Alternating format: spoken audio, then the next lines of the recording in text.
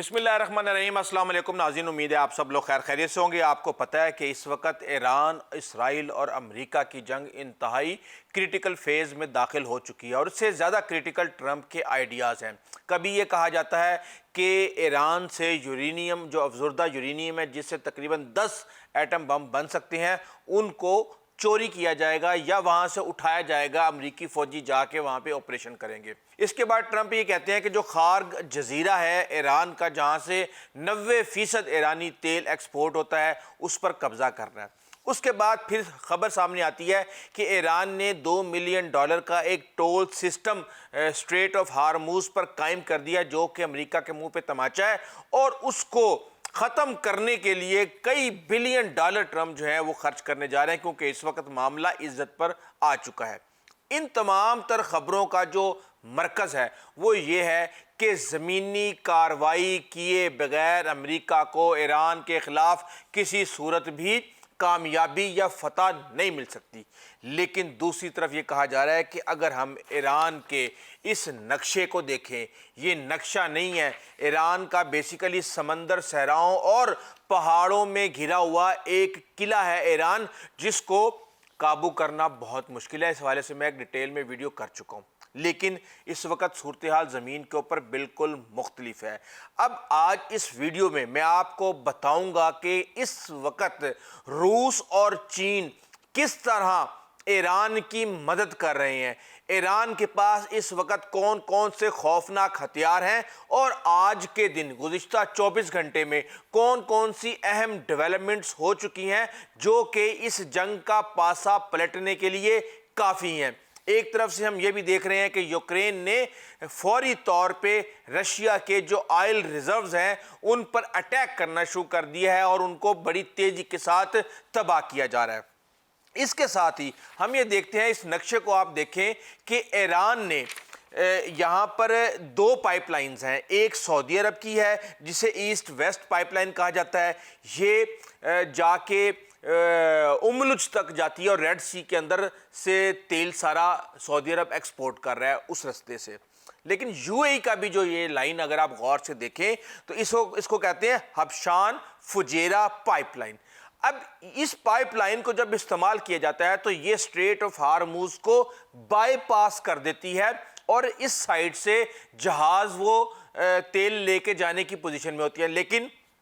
अब जो हमारे पास खबरें आ रही हैं कि इस पाइपलाइन को भी हिट किया गया है और अब यूएई के लिए शायद इस स्ट्रेट ऑफ हार्मूज को बाईपास करना आसान नहीं होगा। इस सारी सूरत हाल के अंदर हम ये देख रहे हैं कि $115 से ज़्यादा ऑयल की कीमतें हो चुकी हैं। पूरी दुनिया, ख़ास तौर पे मईशतें जो हैं वो ब्लीड कर रहे हैं। पाकिस्तान जैसे ममालिक जो हैं वो स्मार्ट लॉकडाउन के बारे में सोच रहे हैं। तो इस सारी सूरत हाल के अंदर अब ट्रंप के ऊपर हर रोज़ एक प्रेशर बढ़ता जा रहा है कि किस तरह स्ट्रेट ऑफ हार्मूज को खोला जाए। अब बड़ी बड़ी धमकियां दी गई हैं और ट्रंप की तरफ से कहा गया कि अगर ये ना किया तो ये करूंगा, ये ना किया तो ये करूंगा। उसके ऊपर बात करेंगे, लेकिन एक चीज़ मैं आपको बता दूं कि अगर ये सारे का सारा जो मामला चल रहा है और हम ये देख रहे हैं कि इस वक्त 31st मैरीन एक्सपेडिशनरी जो यूनिट है वो एक्टिवेट कर दी गई है। एक आ रही है जापान से और दूसरी आ रही है कैलिफोर्निया से। जो 31st है वो जापान से आ रही है और जो 11th मैरीन एक्सपेडिशनरी यूनिट है वो कैलिफोर्निया से आ रही है। और इसके साथ ही 82nd एयरबोर्न डिवीज़न, जो कि जहाज़ से पैराशूट के ज़रिए लैंड करते हैं, वो भी पहुंच रहे हैं। इस सारी सूरत हाल के अंदर इससे पहले कि ये यूनिट्स क्या क्या काबिलियत रखती हैं, मैं आपको ये बता दूं कि 50,000 फ़ौजी इस वक्त मशरिक़ वस्ता में अमेरिका के मौजूद हैं। 10,000 फ़ौजियों के बारे में मज़ीद कहा जा रहा है कि वो आ रहे हैं और वो 10,000 फ़ौजी वो हैं जो कि इसी तरह जजीरों पे, ज़मीनों पे, फ़िज़ाओं से उतर के स्पेशल ऑपरेशंस कर सकते हैं। अब हम ये देख रहे हैं कि 60,000 से 70,000 के करीब कहा जा रहा है कि अमेरिकी फ़ौजी इस खित्ते के अंदर आ जाएंगे। और आलमी माहिरीन ये कह रहे हैं कि किसी भी तरह अमेरिका के लिए इस वक्त इस जंग को जीतने के लिए ज़मीनी कार्रवाई करनी पड़ेगी। और ज़मीनी कार्रवाई को मैं आपको बता दूं कि किसी भी तरीके से बहुत ज़्यादा अमेरिका के लिए ना सिर्फ बाइस से ह्यूमिलेशन हो सकता है, बल्कि अमेरिका में जब ताबूत जाएंगे तो वो एक अलग से एक नई ٹرمپ کے لیے مشکلات پیدا ہو جائیں گی۔ اب اس وقت آپ کو پتہ ہے کہ ملٹی پولر ورلڈ ہے، چین اور روس میدان میں آ چکے ہیں، اور اس ساری صورتحال کے اندر اگر امریکہ آتا ہے تو بہت بڑی تباہی اس کی ہو سکتی ہے۔ اب ہم یہ دیکھ رہے ہیں کہ ایران کا جو فرسٹ ٹارگٹ تھا آبنائے حمز، اس کو وہ اچیو کرنے میں، اس کو حاصل کرنے میں وہ کامیاب ہو چکا ہے، جس کی وجہ سے پوری دنیا اس وقت پریشان ہے۔ اس کے ساتھ ہی ہمیں دیکھ رہے ہیں کہ جو سینٹرل کمانڈ تھی ایران کی، اسرائیل بڑے عرصے سے یہ سمجھتا تھا کہ اگر آپ مین لیڈرشپ کو تباہ کر دیں، مار دیں، تو نیچے سے سب کچھ بکھر جاتا ہے اور کچھ نہیں بچتا۔ ایران نے بڑے عرصے سے اسرائیل کے اس دماغ کو، اس اسٹریٹجی کو پڑھا، اور اس کے بعد انہوں نے اپنی تمام تر فورسز کو ڈی سینٹرلائز کر دیا، اور وہ اس طرح کیا کہ انہوں نے علاقائی کمانڈرز بنا دیے، اور وہ علاقائی کمانڈرز کے نیچے بھی جانشین کافی سارے بنا دیے کہ ایک جائے گا تو دوسرا، دوسرا جائے گا تو تیسرا، تیسرا جائے گا تو چوتھا آ جائے گا۔ اب اس کے اندر ہم یہ دیکھ رہے ہیں کہ نہ صرف یونٹی آف ایفرٹ ہے، بلکہ آپس میں ایک کوآرڈینیشن بھی ہے، اور ان کا مرکزی کمانڈ سینٹر کے ساتھ رابطہ بھی ہے، اور اس کے ساتھ ان کی پروکسیز، چاہے حوثی ہوں، چاہے حزب اللہ ہو، چاہے عراق میں ملیشیا ہو، چاہے شام میں ملیشیا ہو، وہ ساری کی ساری کوآرڈینیٹڈ ہے، اور وہ مسلسل حملے کر رہی ہے۔ ابھی لیٹسٹ انفارمیشن کے مطابق حوثیوں نے اسرائیل پر میزائل برسانا شروع کر دی ہیں۔ اب اس ساری صورتحال کے اندر ہم یہ دیکھ رہے ہیں کہ ایران کے پاس اس صدی کے 21 سینچری کے جدید ترین ہتھیار لڑنے کے لیے موجود ہیں، صلاحیتیں موجود ہیں، اور دو سپر پاورز اس کو مسلسل مدد کر رہی ہیں۔ کیسے کر رہی ہیں یہ بھی میں آپ کو بھی بتاتا ہوں۔ اب یہاں پہ ہم نے یہ دیکھا ہے کہ قیادت کا خاتمہ ہونے کے باوجود ایران کی کارروائیاں جاری ہیں، اور ایک نئی قیادت آ گئی ہے، جس کو ٹرمپ بار بار کہہ رہے ہیں کہ یہ لوگ وزڈم ہے ان میں، یہ بات کو سمجھتے ہیں، یہ معقول ہیں، اور اس طرح کے الفاظ وہ استعمال کر رہے ہیں۔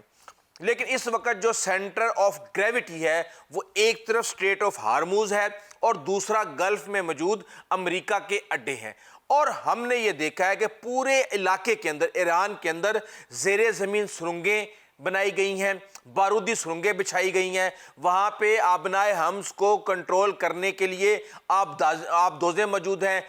تیز رفتار کشتیاں موجود ہیں، اینٹی شپ میزائل وہاں پہ نصب کیے گئے ہیں، اور ایک مرکزی یعنی اسٹریٹ آف ہارموز کے ارد گرد ایک مرکزی دفاعی کمانڈ اینڈ کنٹرول سسٹم بنایا گیا ہے۔ موبائل ریڈارز ہیں، اب آپ کو پتہ ہے کوئی بھی ریڈار کسی بھی جگہ پہ نصب ہوتا ہے، اس کی لوکیشن آ جاتی ہے، اس کو تباہ کرنا آسان ہوتا ہے، لیکن جو موبائل ریڈارز ہیں وہ کسی بھی جگہ پہ کھڑے ہو کے وہ تمام تر نگرانی کرتے ہیں، اس کے بعد پھر وہ اپنی لوکیشن چینج کر کے کسی اور جگہ پہ جا کے کھڑے ہو جاتے ہیں۔ اور اس کے ساتھ ہم یہ دیکھ رہے ہیں کہ ایران کے پاس جدید ترین سینسرز بھی موجود ہیں، جو کہ اس وقت مسلسل نگرانی کر رہے ہیں، اور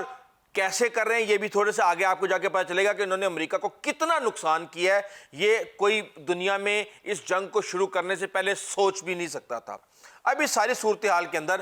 ایران نے انڈر گراؤنڈ فیسلٹیز بھی بنا لی ہیں، اور زیر زمین فوجی تنصیبات وہاں پہ موجود ہیں، میزائل سٹیز وہاں پہ موجود ہیں، اور یہاں پہ electronic warfare, cyber defence systems بھی قائم کر دیے گئے ہیں۔ یہ میں ساری بات بتا رہا ہوں آپ کو آبنائے حمز کے ارد گرد کی، میزائل سٹیز پیچھے بھی ہوں گے، لیکن یہاں آبنائے حمز کے ارد گرد بھی میزائل سٹیز اور زیر زمین تنصیبات بنی ہوئی ہیں۔ اب یہاں پہ ہم یہ دیکھتے ہیں کہ جو تیسرا سب سے بڑا عنصر ہے وہ ہے میزائل اور ڈرونز کی برتری۔ اس بات میں کوئی شک نہیں ہے کہ ایران جب چاہتا ہے، جہاں چاہتا ہے، وہاں پہ نشانے بنا رہا ہے۔ ایئرپورٹ پہ کھڑے ہوئے ایویکس کی تباہی ایک بہت بڑی تصویر پیش کر رہی ہے، اور ڈرونز نے اس وقت امریکنز اور ان کے اتحادیوں کے ناک میں دم کیا ہوا ہے، اس بات سے کوئی بھی اختلاف نہیں کرے گا۔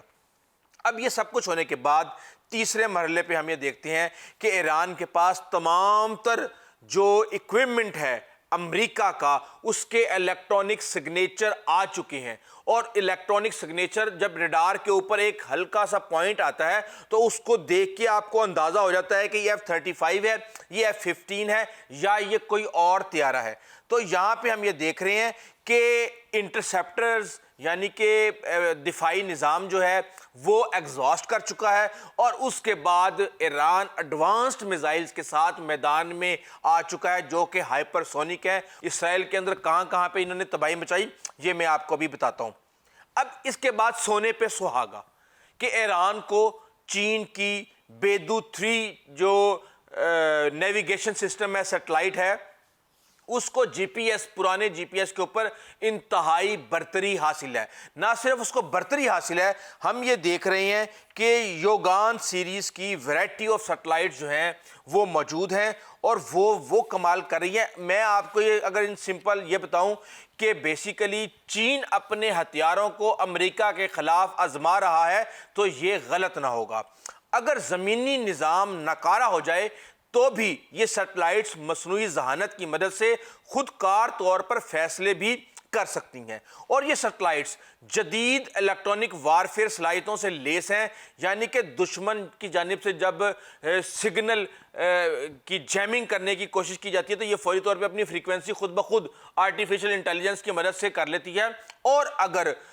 ان کا رابطہ کمانڈ اینڈ کنٹرول سسٹم کے ساتھ ختم ہو جائے تو یہ آرٹیفیشل انٹیلیجنس خود اپنے فیصلے کرنا شروع کر دیتی ہے اور میزائلوں کو اپنی منزل تک پہنچا کے چھوڑتی ہے۔ اب یہاں پہ ہم دیکھ رہے ہیں کہ ایران نے امریکی اڈوں، ریڈار سسٹمز اور دیگر اہم تنصیبات کو تمام تر گلف کے اندر امریکی اڈوں کو 104 سے زیادہ حملے کر کے نقصان پہنچایا ہے، اور ان کی جو ایکوریسی ہے وہ بھی حیران کن ہے کہ اگر ایک بڑا جہاز کھڑا ہے تو بڑے جہاز کے سینٹر میں آگے میزائل لگا ہے اور اس نے اس کو تباہ کر دیا ہے۔ اس حد تک ایکوریسی جو ہے وہ حیران کن ہے۔ اور اب ہم یہ دیکھ رہے ہیں کہ آپ جا کے چیک کر لیں، چاہے فضائی ریفیولرز تھے، چاہے طیارہ بردار جہاز تھے، چاہے اسپیشل فورسز تھیں، سب کو نقصان پہنچنے کی خبریں آ چکی ہیں۔ اب آپ کو پتہ ہے 7 سے 8 گراؤنڈ ریڈار مشرق وسطیٰ کے اندر، ایک تو سب سے پہلے دن خبر آئی تھی کہ امریکن نیوی کے 5th فلیٹ کا جو ہے وہ ریڈار سسٹم اڑا دیا گیا ہے، اڈا اڑا دیا گیا ہے۔ 7 سے 8 ریڈار جو ہیں وہ تباہ ہو چکے ہیں۔ ریفیولرز KC-135 طیارے 5 سے 7 تباہ ہو چکے ہیں۔ ایئر بون اویکس جو ہے جس کی تازہ ترین خبریں آ رہی ہیں کل پرسوں سے، وہ تباہ ہو چکا، اور یہ وہ طیارہ ہے جس کا بھارت بھی پاکستان کا تباہ کرنے کا دعویٰ کر رہا تھا۔ بہت مہنگے طیارے ہیں یہ، امریکہ کے پاس بھی کوئی 12-13 سے زیادہ طیارے نہیں ہیں۔ اور اس کے بعد جو خبریں ہمارے پاس آ رہی ہیں، دونوں ایئر کرافٹ کیریئر، چاہے جیرالڈ آر فورڈ ہے چاہے ابراہیم لنکن ہے، یہ سارے کے سارے آؤٹ آف وار تھیٹر ہو چکے ہیں۔ ان کو میزائلوں نے کہیں نہ کہیں کسی بھی طریقے سے ہٹ کیا ہے، اور اب خبریں یہ آ رہی ہیں کہ USS ٹریپولی جو ہے وہ ایک اور بحری بیڑا، اور USS جارج ڈبلیو بش، یہ تمام تر جو دوسرے بحری بیڑے ہیں وہ اب ان کو ریپلیس کرنے کے لیے آ رہے ہیں، کیونکہ امریکہ کے پاس تقریباً 11 کے قریب بحری بیڑے ہیں۔ اور اس کے ساتھ ہی کویت کے پاس LCUs یعنی لینڈنگ کرافٹ یوٹیلیٹی شپس تھیں، وہ 6 تباہ کر دی گئیں۔ اسپیشل فورسز 500 فوجیوں کو نشانہ بنایا گیا، ان میں کئی زخمی ہوئے، کئی جو ہیں وہ مارے گئے۔ اور اس کے ساتھ ہی ہم نے دیکھا کہ F-35 کو نشانہ بنا لیا، F-18 کو نشانہ بنا لیا، F-15 کو نشانہ بنا لیا، یعنی کوئی بھی ہتھیار ابھی تک امریکہ کا محفوظ نہیں ہے ایران سے، اور اس کی سب سے بڑی وجہ real time intelligence, satellite intelligence. آپ کو یاد ہوگا کہ ڈپٹی